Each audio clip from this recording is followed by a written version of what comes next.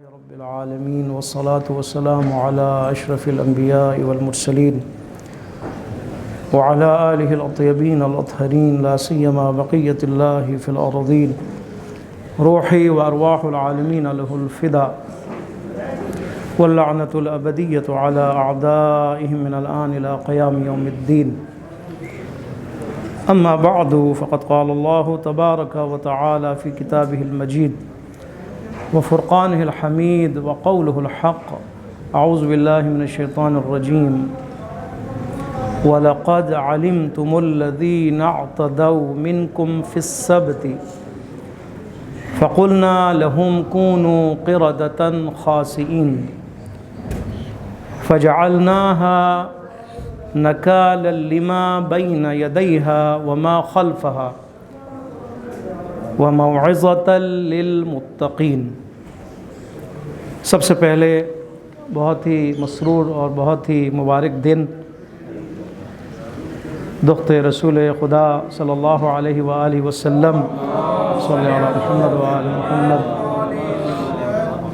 تمام خواتین سے افضل ترین خاتون اور نساء عالمین کا سردار اور سب سے بڑھ کر فضیلت میں بھی، علم میں بھی اور برتری میں بھی حضرت زہرا سلام اللہ علیہا کی ولادت کا دن آپ سب کو مبارک ہو انشاءاللہ، اور آپ کے فرزند ارجمن امام زمان عجل اللہ فرج شریف کی خدمت میں بھی ہم سب کی طرف سے مبارکباد عرض ہے۔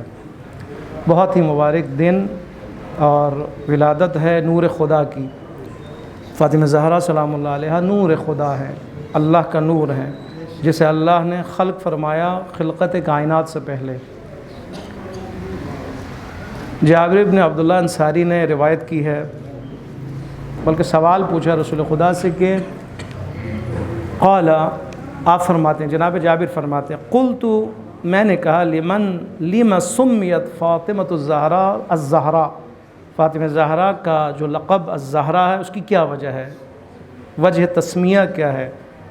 تو فرمایا رسول خدا صلی اللہ علیہ وآلہ وسلم نے لأن اللہ عز وجل خلقها من نور عظمتہ، اس لیے زہرا یعنی چمکتا ہوا ستارہ، نورانی چہرہ، نورانی شخصیت کو کیوں زہرا کا لقب ملا آپ کو؟ اس لیے کہ اللہ نے آپ کو اپنے عظمت کے نور سے خلق کیا ہے۔ رسول خدا فرماتے ہیں میری بیٹی کو اللہ نے اپنے عظمت کے نور سے خلق کیے۔ فلما اشرقت، جب یہ نور چمکا، اس نور کے چمک کی وجہ سے آسمان، 7 آسمان اور زمین چمکے، 7 آسمان، اضاء السماوات والارض بنورها۔ اگر 7 آسمانوں میں نور اگر ہے، ہمیں تو نہیں پتہ، پہلے آسمان کی خبر نہیں ہے ہمیں، تو صرف یہ ہم ستارے دیکھتے ہیں، نور ہے، چاند ہے، اس کا نور ہے، اور سورج جب دن میں نکلتا ہے غروب ہونے تک ہمیں پتہ چلتا ہے ایک نور ہے۔ اس کے علاوہ باقی کہکشانوں میں جو نور ہے، وہ باقی پورے عالم میں جو نور ہے، وہ وہاں بھی جو چمکنا ہے، وہ چمک ہے، وہ سب کا نور اس روایت کے مطابق حضرت زہرا کی نور کی وجہ سے، یہ سارا نور حضرت زہرا کے نور سے ملا ہے۔ اسی لیے ایک روایت ہے نا کہ جہاں پہ فرماتے ہیں کہ حضرت زہرا سلام اللہ علیہا جب محراب عبادت پہ جب ہوتی ہیں تو آپ کا نور آسمان تک پہنچتا ہے، اور وہاں پر آپ کا نور فرشتوں کے لیے اس طرح چمک رہے ہوتے ہیں جیسے ستارے زمین والوں کے لیے چمک رہے ہوتے ہیں، سارے فرشتے محظوظ ہو رہے ہوتے ہیں اس چمک سے، یعنی ہمیشہ۔ یہ چمک کہاں سے ہے؟ یہ چمک نور زہرا سے ہے۔ آپ دیکھیں، وغشیت، جب نور حضرت زہرا چمکا، آسمانوں اور زمین کا نور روشن ہوا، اور اس کے بعد ملائکہ کے بارے میں فرماتے ہیں وغشیت الابصار الملائکہ، ملائکہ بھی نہ دیکھ سکے اس نور کو، ملائکہ کی آنکھیں بھی جو اس قابل نہ تھیں کہ نور زہرا کو برداشت کر سکے، چندیا گئیں یہ آنکھیں۔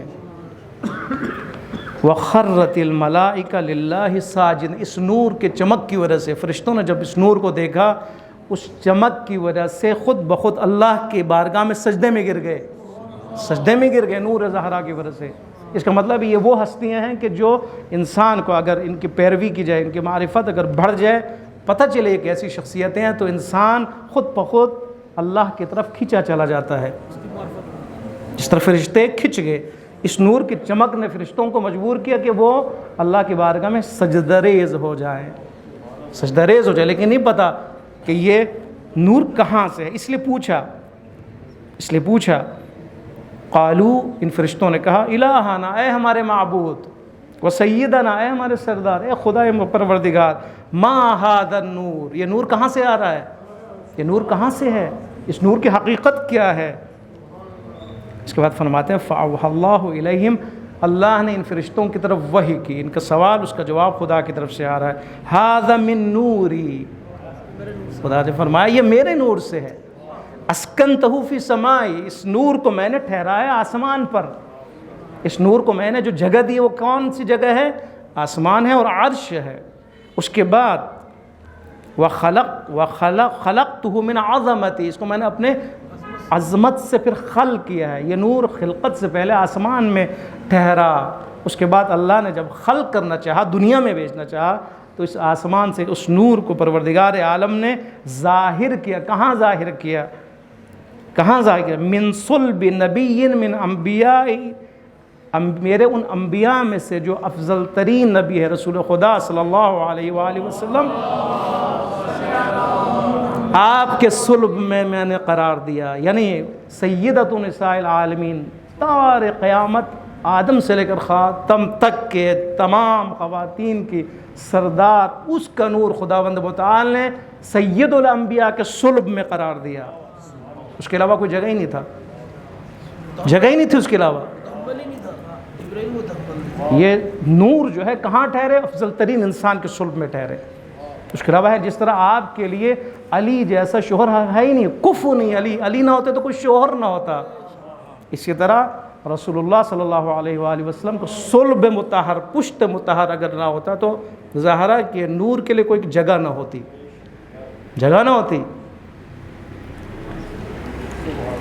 اس کے بعد فرماتے ہیں وَأَخْرَجَ مِنْ ذَلِكَ النُّورَ أَئِمَّةً، پھر اس نور سے میں نے خلق کیا ائمہ کو، اماموں کو خلق کیا، یقومون بِأَمْرِ، وہ ائمہ، وہ امام جس نے میرے امر کے لیے قیام کرنا ہے، کھڑے ہونا ہے، ڈٹ جانا ہے، جن کی ذمہ داری اسلام کو بچانا ہے، جس کی ذمہ داری دین کو بچانا ہے، جن کی ذمہ داری دین کو بچاتے ہوئے اپنی جان فدا کرنا ہے۔ یہ کس کے صلب سے ہے؟ رسول اللہ کے صلب سے۔ کن کے نور سے؟ حضرت زہرا کے نور سے۔ اسی لیے رسول خدا بار بار تعظیم کیا کرتے تھے تاکہ یہ پتہ چلے امت کو یہ عام عورت نہیں ہے، عام خاتون نہیں ہے، اسی لیے تعظیم ہے۔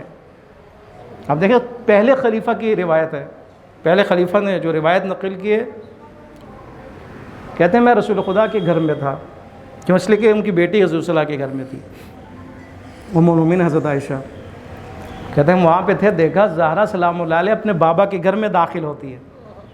دیکھیں روایت کے جملے، صلوات پڑھیں محمد و آل محمد، اللہم صلی علی محمد و آل۔ پہلے خلیفہ کیا کہتے ہیں؟ میں نے دیکھا حضرت زہرا داخل ہوئیں، جو ہی حضرت زہرا داخل ہوئیں رسول اللہ اٹھ کھڑے ہوئے، نہ صرف اٹھتے ہیں بڑھتے ہیں حضرت زہرا کی طرف جاتے ہیں، آپ تک پہنچتے ہیں، آپ کے دست مبارک کو پکڑتے ہیں، پکڑنے کے بعد بوسہ دیتے ہیں، میں دیکھتا رہا، پھر اس کے بعد باقی بٹھایا، اپنی ابا بچھائی سارا۔ اس کے بعد پہلے خلیفہ کیا کہتے ہیں؟ میں نے دیکھا کہ حضرت زہرا سلام اللہ علیہ اٹھیں اور جانے لگی، رسول خدا صلی اللہ علیہ وسلم اٹھے اور اٹھ کر مشایعت کی، یعنی آپ کے ساتھ چلیں، آپ کو سی آف کرنے کے لیے، آپ کو الوداع کرنے کے لیے۔ میں نے دیکھا وہاں پر بھی آتے ہوئے جس طرح آپ کے ہاتھ کا بوسہ دیا، اسی طرح جاتے ہوئے زہرا سلام اللہ کے ہاتھ کا آپ نے بوسہ دیا۔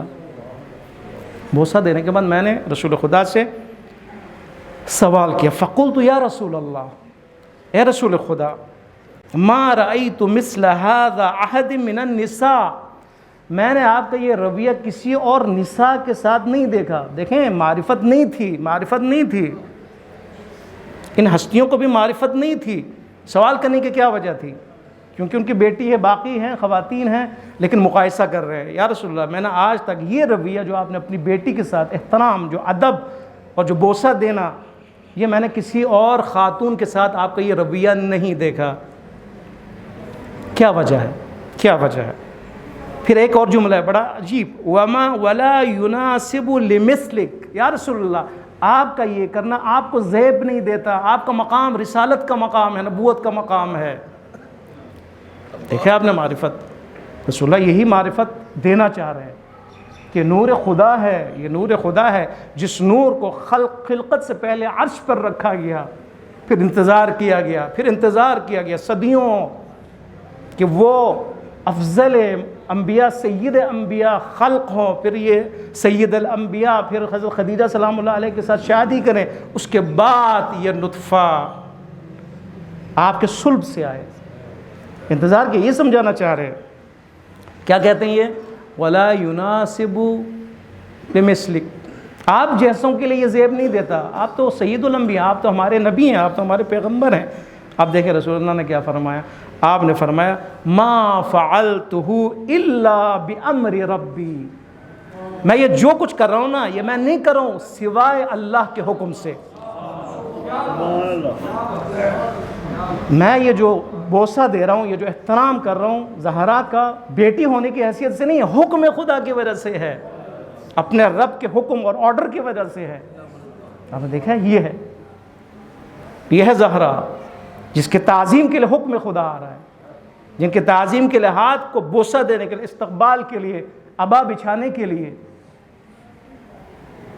پروردگار عالم کی طرف سے حکم آ رہا ہے رسول خدا کو، گوئے کہ وہی آ رہا ہے کہ آپ نے یہ کرنا ہے ان کے ساتھ. ان کی عظمت اتنی ہے، اتنی بڑھ کر ہے. اب وہ زہرا کے جو نور خدا ہے، آپ کیا سمجھتے ہیں جو اس نور کے ساتھ منسلک ہو جائے آیا وہ نور نہیں بنے گا؟ جو اس کے بطن سے ہیں، جو ان کی اولاد ہے، وہ تو نور ہے نا، وہ تو اس میں تو کوئی شک نہیں ہے. 11 امام آپ کے نور سے ہیں، امام زمان عاجل اللہ فروج شریف آپ کے نور سے ہے، آپ معدن ہیں 11 اماموں کی. لیکن ان کے علاوہ جو بھی اس نور سے منسلک ہوگا اس نے نورانی ہونا ہے. یہ ہو ہی نہیں سکتا کہ زہرا کا ماننے والا ہو اور وہ تاریک ہو، اس کا قلب تاریک ہو، اس کی فکر تاریک ہو، یہ ہو ہی نہیں سکتا. اگر کوئی تاریک ہے تو اس کا مطلب ہے غلطی ہے، خطا پہ ہے، وہ اصلا منسلک نہیں ہوا، وہ اصلاً اس نے بیعت نہیں کیا زہرا سلام اللہ علیہ کے ساتھ. وہ ایک نہیں ہوا، اس خط پہ نہیں آیا، اس پٹری پہ نہیں آیا، اس مکتب کے ساتھ جڑا نہیں ہے. وہ بہت سے ایسے ہیں کہ جنہوں نے تاریکی اختیار کی. آج کے جو ہمارے آیت کا جو اس کے مختصر آپ کے سامنے بیان کروں گا، آیت نمبر بقرہ، سورہ بقرہ 65 اور 66 نمبر آیت، جو ہمارے لیے جو سلسلہ جاری ہے تفسیر کا. بہت سے ایسے لوگ تھے بنی اسرائیل میں اور ہر زمانے میں کہ جو اتنے تاریک ہوئے، پروردگار عالم نے ان کو مسخ کر دیا، مسخ کر دیا. آج کی آیت میں کیا ہے؟ پروردگار عالم نے بنی اسرائیل کو ان کے ایک گناہ کی وجہ سے انسان سے بندر بنا دیا. لیکن بہت سے ایسے ہیں کہ جو پہلے اوصاف کے مالک نہیں تھے لیکن نورانی بن گئے. بنے یا نہیں بنے؟ بہت سے ایسے ہیں کہ جنہوں نے اپنے نبی، وہ بھی تو نور خدا ہے نا، ان سے مرتبط نہیں ہوئے، ان پر ایمان نہیں لے آئے، ان سے دوری اختیار کی، معصیت کی. اس کی وجہ سے کیا ہوا؟ خدا کو اتنا ناپسند ہوا کہ یہ شخص نورانی نہیں بن رہا، یہ تو تاریک ہے. اور اتنا تاریک ہے، خداوند متعال نے اس کو بندر بنا دیا، قردۃ خاسئین بنا دیا، دھتکارا ہوا بندر بنا دیا. لیکن بہت سے ایسے ہیں کہ جنہوں نے جو ظاہری طور پر اعداء اہل بیت میں تھے، دشمن اہل بیت میں سے، لیکن ظلمت سے نور کی طرف خدا لے کے آئے. ان میں سے کیا ہے؟ جناب حور علیہ السلام ہے ہی نہیں ہے. حضرت حور علیہ السلام 1000 کے لشکر کا کمانڈر ہے، اور کہاں پہ؟ صف عدو میں ہے، دشمن کے صف میں ہے، کمانڈنگ کر رہا ہے. لیکن آیت الکرسی کا ہے نا، اللہ ولی الذین آمنوا یخرجهم من الظلمات الى النور والذین کفروا اولیاءهم الطاغوت یخرجونهم من النور الى الظلمات. یہ سفر ہے، کبھی ظلمت سے نور، کبھی نور سے ظلمت. جو اللہ کی ولایت میں ہے اور اللہ نے جس کو ولی بنایا ان کی ولایت میں جو آ جائے، ان کے اختیار میں اگر آ جائے، اس نے ظلمت سے نور کی طرف آنا ہے. لیکن جو فطرت پر باقی نہ رہے، نور سے ظلمت کی طرف، نور سے ظلمت یعنی فطرت نور ہے، ہر انسان اس نور کے اوپر ہے، لیکن جو اس نور سے ظلمت کی طرف آ جائے تو وہ کیا ہے؟ طاغوت بن جاتا ہے.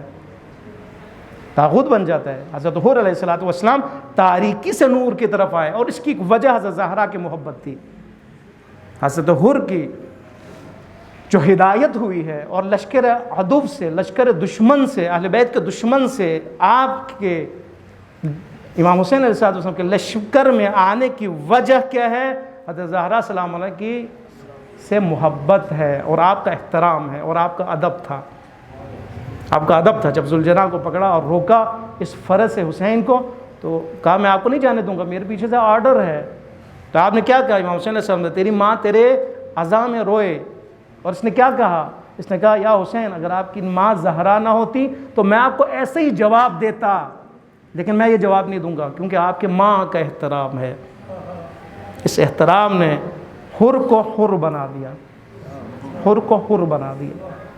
جو بھی حضرت زہرا سلام علیہ کے نور سے فیضیاب ہو اور آپ کے اقتداء میں ہو، تو یقیناً وہ کیا ہے؟ حر ہے، وہ آزاد ہے، وہ غلام نہیں ہو سکتا، وہ کسی کا بھی غلام نہیں ہو سکتا، وہ نفس کا غلام بھی نہیں ہو سکتا، وہ کسی طاغوت کا بھی غلام نہیں ہو سکتا، وہ کسی دشمن خدا کا غلام نہیں ہو سکتا، وہ آزاد انسان ہے، آزاد ہے وہ۔ ہماری غلامی اسی وجہ سے، ہماری غلامی اس نور سے دوری کی وجہ سے۔ نور سے دور ہونا یعنی تاریک ہونا ہے، تاریک ہونا یعنی غلام ہونا ہے، غلام ہونا یعنی انسانیت سے گرنا ہے، انسانیت سے گرنا یعنی انسانیت سے مسخ ہونا ہے۔ آپ دیکھیں آج کی آیت کیا، وَلَقَدْ عَلِمْتُمْ، بہت ہی مختصر، کیونکہ آرڈر یہ ہے کہ کام ہو رہا ہے مختصر کریں، تو یہ موضوع ایسا ہے کہ اتنا مختصر ہونا مشکل نہیں ہے اس کے لیے۔ آیت دیکھیں 65، وَلَقَدْ عَلِمْتُمْ، یقیناً تم لوگوں نے جان لیا، یعنی بنی اسرائیل یعنی یہودی، تم لوگوں نے، حضرت پیغمبر کے زمانے کے یہودیوں سے ظاہراً یہ ہے کہ تم نے جان لیا ان لوگوں کو کہ جنہوں نے تم میں سے، یعنی تمہارے یہودیوں میں سے تھے وہ، انہوں نے چھٹی کے دن، ہفتے کے دن، یعنی عبادت کے دن اللہ کے قانون کی خلاف ورزی کی۔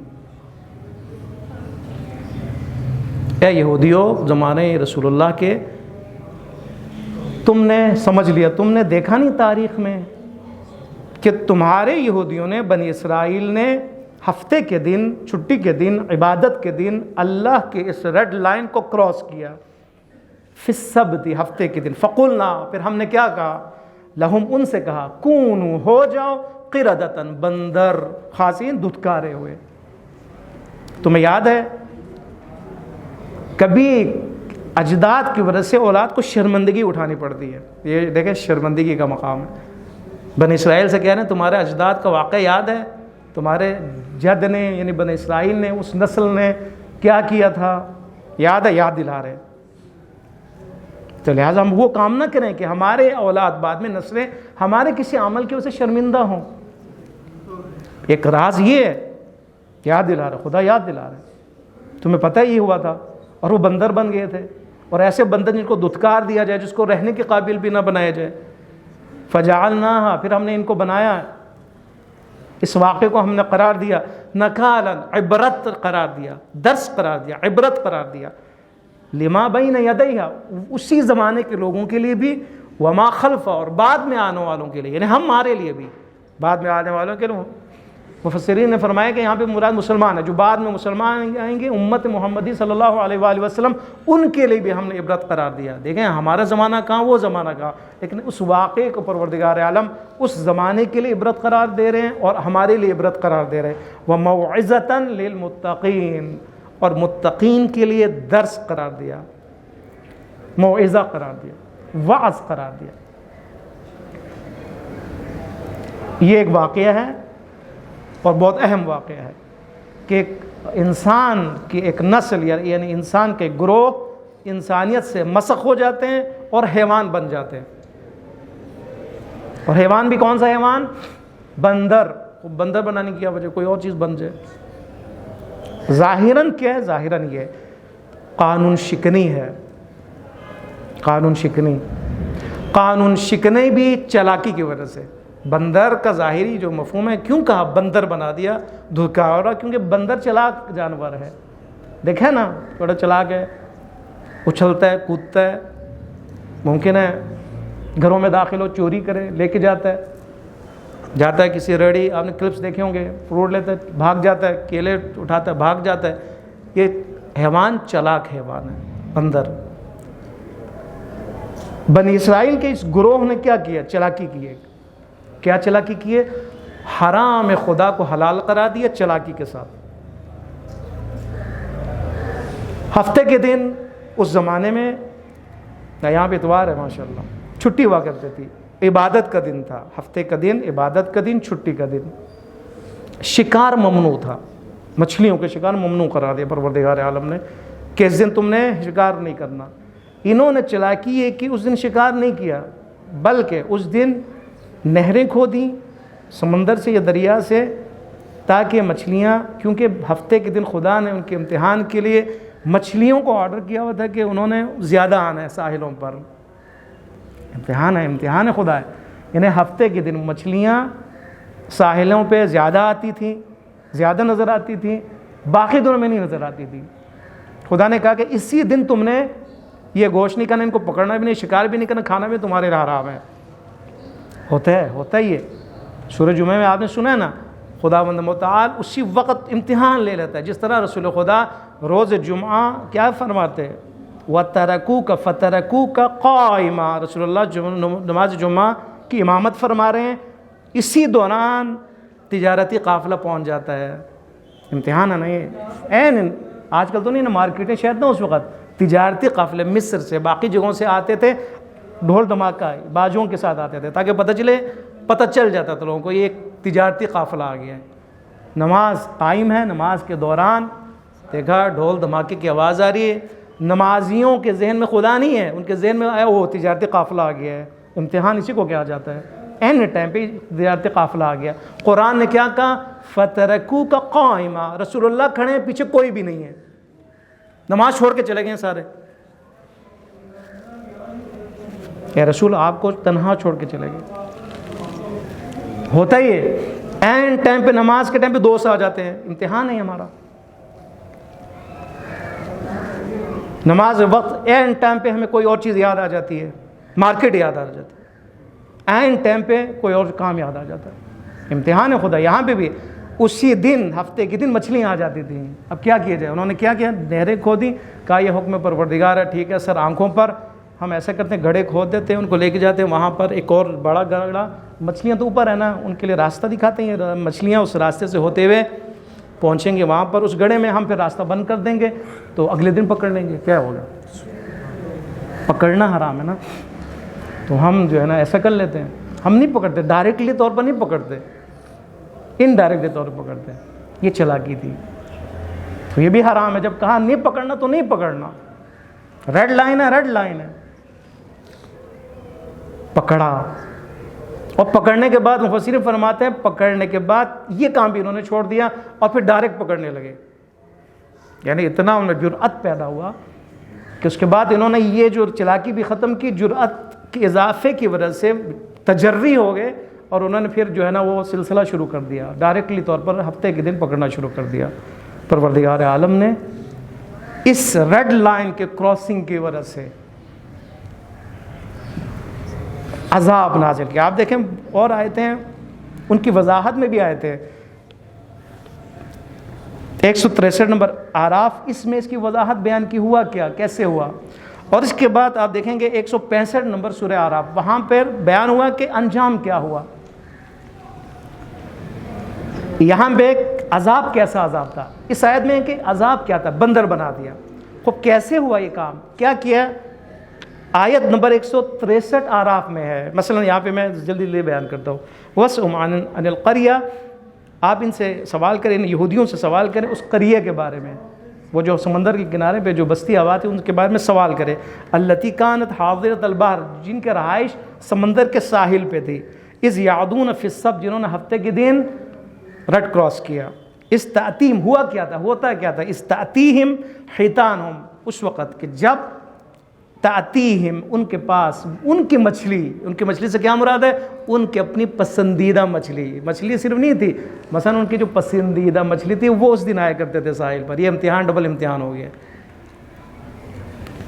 ان کی مچھلیاں جو ہے وہ آتے تھے ان کے پاس. یوم سبتہم، ان کی چھٹی کے دن، اس عبادت کے دن، شرعن ساحل پر، ساحل شرعن کا دو کیا ہوا ہے، شرعن یعنی آتے تھے، آشکار ہوتے تھے ساحل پہ، ایک شرعن کا ترجمہ یہ کہ آتے تھے، یہ مچھلیاں اپنے آپ کو آشکار کرتے تھے، آتے تھے اس کے بعد اپنا سر اٹھاتے تھے باقاعدہ، کہتے تھے ہم موجود ہیں۔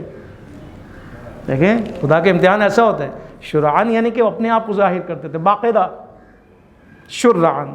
وَيَوْمَ لَا يَسْبِتُونَ لَا تَأْتِيهِمْ، جس دن ہفتے کا دن نہیں ہوتا تھا نا، وہ نہیں آتے تھے، اسی دن آتے تھے۔ كَذَلِكَ نَبْلُوهُمْ بِمَا كَانُوا يَفْسُقُونَ، اسی طرح ہم امتحان لیتے ہیں، انسانوں کے فسق پہ امتحان لیتے ہیں۔ سورہ اعراف 165 نمبر آیت، اللہم صلی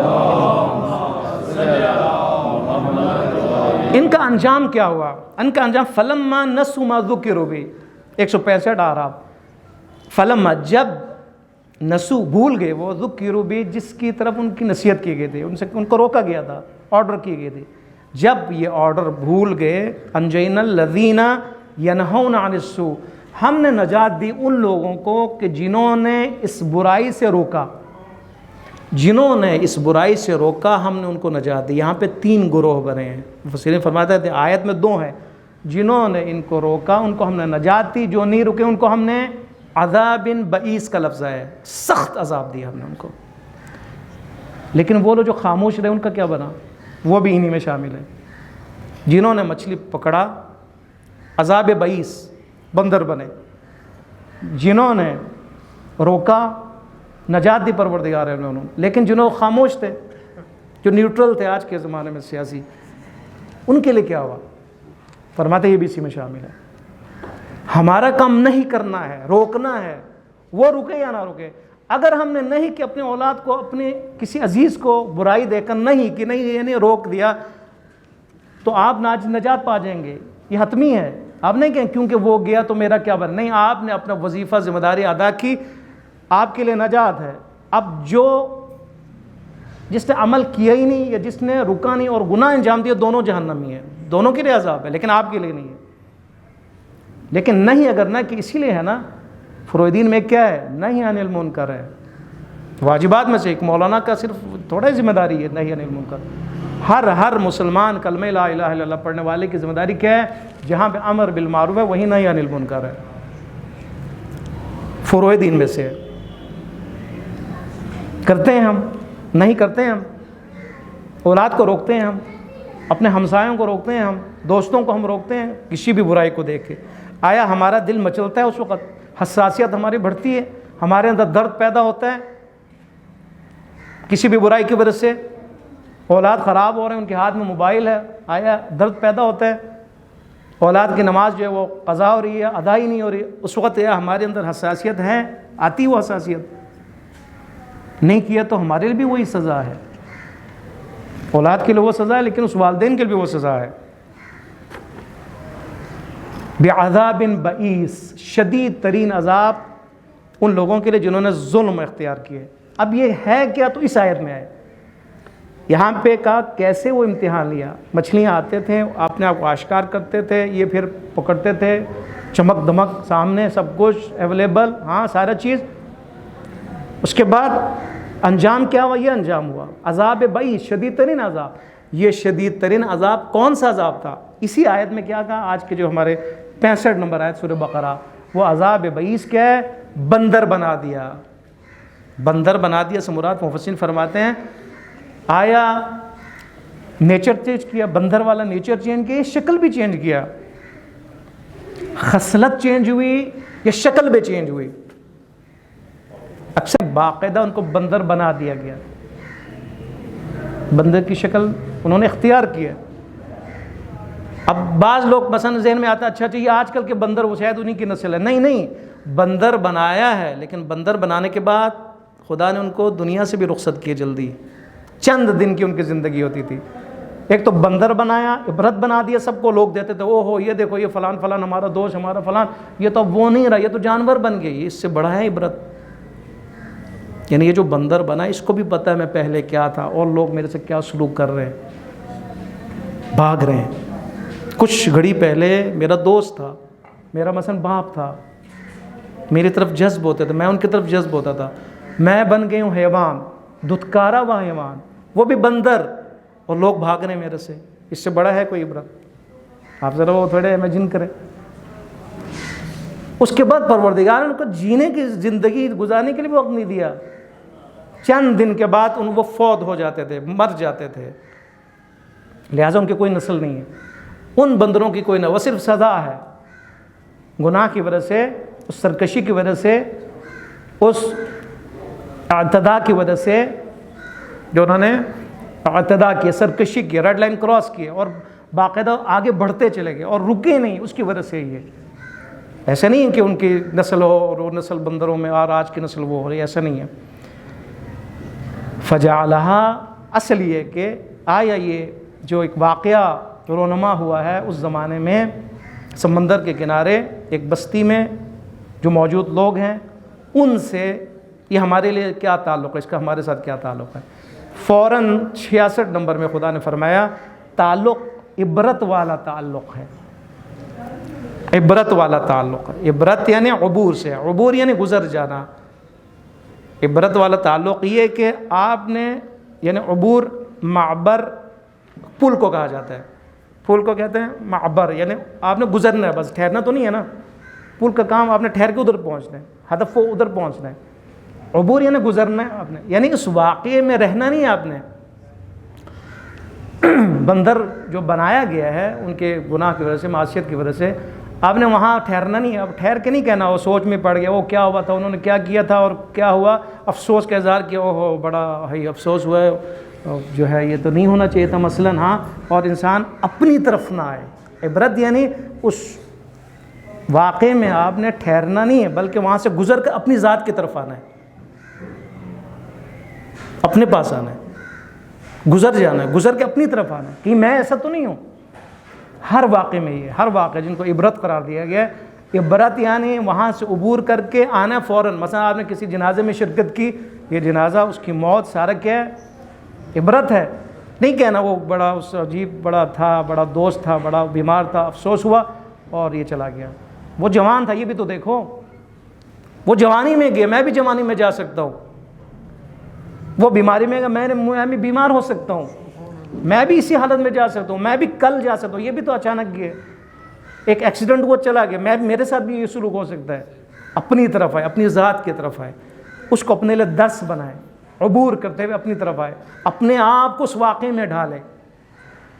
ٹھیک ہے، اس کو آئینہ قرار دے، اپنے آپ کو دیکھے، اپنے آپ کو اس واقعے کے آئینے میں دیکھے. اگر میں وہاں ہوتا کیا ہوتا، اگر میں اس ایکسیڈنٹ میں ہوتا تو کیا ہوتا، اگر یہ میت میری ہوتی تو میرا کیا ہوتا. آیا میں ابھی تیار تھا، میں ایمان کی حالت میں تھا، میں اسلام کی حالت میں تھا، میں خدا کو راضی کر چکا تھا، یہ خدا ناراض تھا. اگر میں اس میت کے جگہ پر جو جنازہ فلان کا اٹھ رہا ہے، اگر میں ہوتا اور مجھے کندھوں پہ سوار کیا جا رہا ہوتا تو میرا کیا بنتا. یہ ہے عبرت، یہ ہے بیداری. اس لیے بیداری آتی ہے، عبرت سے بیداری آتی ہے، اس لیے عبرت قرار دیا گیا ہے. ایک ایسا نہیں کہ ہسٹری میں یا تاریخ میں ایک واقعہ آپ نے بیان کیا چلا گیا. ہاں، آپ باقی جو بہت سے واقعات ہیں ان کو آپ پڑھیں، ٹھیک ہے، لیکن بعض واقعات عبرت ہیں. اور قرآن نے جو ایسے واقعات ذکر کیے ہیں وہ عبرت ہیں، ان کو عبرت بنانے کی ضرورت بھی ہے، ضرورت بھی. اسی لیے خدا کا کوئی کام نعوذ باللہ عبث تو نہیں ہے نا. بنی اسرائیل کا خاص طور پر جو واقعات ہیں باقی قوموں کے لیے، بالخصوص رسول اللہ کی امت کے لیے عبرت ہے. خبردار یہ نہ ہو جانا، خبردار ان کی طرح نہ ہو جانا، خبردار ان کی طرح ریڈ لائن کراس نہ کرنا، خبردار نہ کرو گے تو یہ ہوگا، وہی سزا ملے گی جو ان کو ملی. کیونکہ سنت خدا ہے، سنت خدا ایک ہے ہر ایک کے لیے. رشتہ داری ان کے ساتھ ایسا تو نہیں، ہمارے ساتھ خاص رشتہ داری ہے، عبودیت کا رشتہ ہے. معبود اور عابد کا رشتہ ہے، عبودیت کا رشتہ، بس اس کے علاوہ کوئی رشتہ نہیں ہے. عبد بنیں گے تو بہترین ہے ہمارا رشتہ، نہیں بنیں گے تو ہم دشمن خدا ہیں. اہل بیت علیہ الصلوۃ والسلام، زہرا سلام اللہ کے ساتھ یہی ہے. صلی اللہ علیہ وسلم حضرت زہرا کی سیرت پر عمل کر رہے ہیں، اور آئیڈیل زندگی ان کی ہمارے لیے ہے یا ہسٹوریکل ہے. صرف اگر صرف ہسٹوریکل ہے تاریخ میں، ہاں یہ ہوا، پھر عبرت نہیں ہے. ہم نے صرف ایک ہسٹری کی ایک شخصیت قرار دی ہے. ان کو ہسٹری سے نکالنا ہے، نکال کر زندگی کو عبرت بھی بنانا ہے، درس بھی بنانا ہے، ہر چیز بنانا ہے. پھر ہمارے اندر چینجنگ آئے گی، پھر اس خط پہ ہم رہیں گے، اس پٹری پہ ہم رہیں گے. فاطمی بننا ہے پھر ہم نے، اس کے بعد ہم نے فاطمی بننا ہے. فاطمی یعنی مدافع ولایت، فاطمی یعنی مدافع ولایت، فاطمی یعنی حتیٰ کہ خاتون بھی کیوں نہ ہو فدائے ولایت، فدائی بن جائے. وہ مرد کی کیا ہے، خاتون بھی ہے، ولایت کا دفاع کرے، ولایت کے لیے اپنی جان قربان کرے، ولایت کے لیے، ولایت کی حفاظت کے لیے در پہ دشمنی کیوں نہ کھڑا ہو، ولی کو بچائے، اپنی جان قربان کر دے، اپنے بچے کو بے شک قربان کر دے. یہ ہے فاطمی. ہمارے اندر جذبہ ہے ولایت کے دفاع میں اپنے بچے اور اولاد کو قربان کرے. زہرا نے کبھی نہیں کہا میرے محسن کاش زندہ ہوتا، کاش میں زخمی نہ ہوتی. نہیں، علی، فقط علی، علی کے علاوہ کچھ بھی نہیں. اسی لیے حضرت علی علیہ السلام کو پھر باقاعدہ نکالا گیا، پکڑا گیا، گریبان سے لے کے جائے. حضرت زہرا اسی زخمی حالت میں باہر نکلتی ہے. محسن شہید، بدن زخمی، پہلو شکستہ، باہر نکلتی ہیں، علی کو پکڑتی ہیں. دفاع اس کو کہا جاتا ہے. ہاتھ پہ ضرب لگتے ہیں انفس نے، لیکن بچانے کی کوشش. مدافع ولایت زہرا سلام اللہ علیہ. مدافع ولایت یعنی مدافع دین، مدافع دین خدا، مدافع نظام خدا. اگر ہم مدافع ہیں، دفاع میں ہیں، حالت دفاع میں ہیں، تو ہم انشاءاللہ فاطمی ہیں. اگر ہم سست ہیں، ایسا غافل ہیں، ہمارا کام کیا دفاع کرنا. اگر ذہن میں یہ نہیں کہ ہم نے دفاع مدافع بننا یا نہیں بننا، ہمارا ذہن کسی اور طرف ہے، تو ہمیں اپنے بارے میں سوچنا چاہیے، اپنے بارے میں، اپنی ذات کے بارے میں، اپنے افعال، اپنے کردار کے بارے میں سوچنا چاہیے. انشاءاللہ خداوند متعال یہ بار بار دعا کرتے ہیں پروردگار عالم آج کے دن کے صدقے میں، روز ولادت حضرت زہرا سلام اللہ علیہا، آپ کے تمنا کے مطابق، رسول اللہ کی تمنا کے مطابق ہمیں مدافع دین و مکتب بننے کی توفیق عطا فرما.